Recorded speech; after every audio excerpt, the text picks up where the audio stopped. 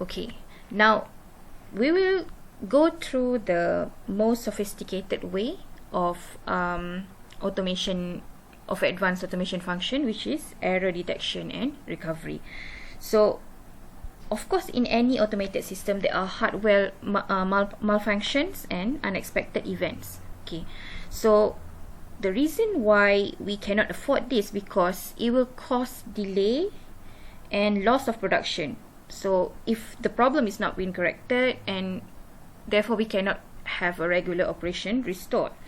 So traditionally, equipment malfunctions are corrected by human workers, perhaps with the aid of maintenance and repair diagnostic subroutine.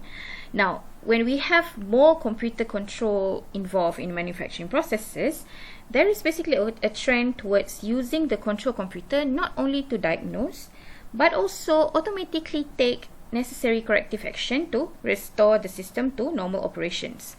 So we divide this into two categories, which is the error detection and recovery. So error detection step uses the automated system available sensors to determine when a deviation or malfunction has occurred, interpret the sensor signal and classify the error. So the possible errors can be classified into three general categories, which is random, systematic errors and aberration. So random error is the result of normal stochastic nature of the process. So large variations in part dimension, even when production process is in statistical control, can cause problems in downstream operation. So if we have these deviations, we can detect these deviations on part by part basis. Corrective action can be taken in subsequent operations, not to let the processes affect the downstream operations. The systematic errors refers to the result of some assignable costs, such as change in raw material or drift in equipment setting. So it can cause the product to deviate from specifications. So therefore, the product can be unacceptable in quality terms. And the last type is aberrations, which is a result of either an equipment failure or human mistake. So equipment failures such as fracture of some mechanical pins, or there's a rupture in pressure vessels and sudden failure of cutting tools.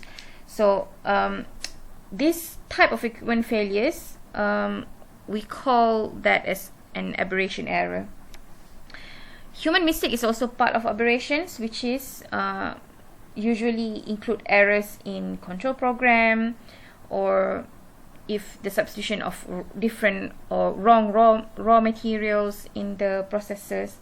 So the design problem in error detection is basically to anticipate all the possible errors that can occur in a given process and specify the appropriate sensor system and associated interpretive software, so that eventually the system is capable of recognizing each of the error. Okay, now the second part, the error recovery, is concerned with applying the necessary corrective action to overcome the error, and therefore eventually we will bring the system back to normal operation.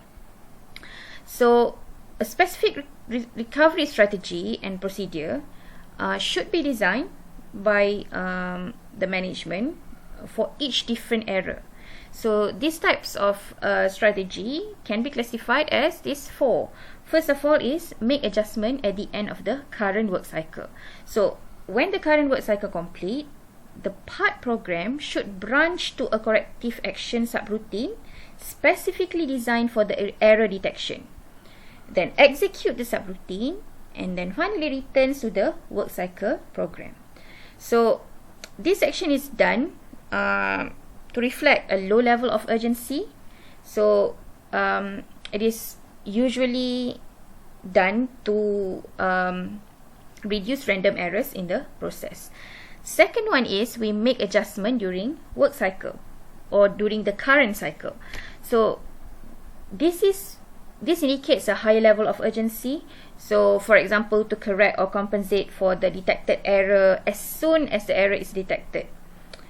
But we must make sure that it is possible to accomplish the corrective action while the work cycle is still being executed. So we don't want that the work unit or the incoming work unit will be interrupted because we do the corrective action. So the third one is stop the process to invoke corrective action. So in this case, the malfunction that requires the work cycle to be suspended is assumed. So basically the system should be able to automatically recover from the error without human assistance. So when we finish the corrective action, the regular work should continue. The fourth one is stop the process and call for help. So in this case, the error itself is beyond the designed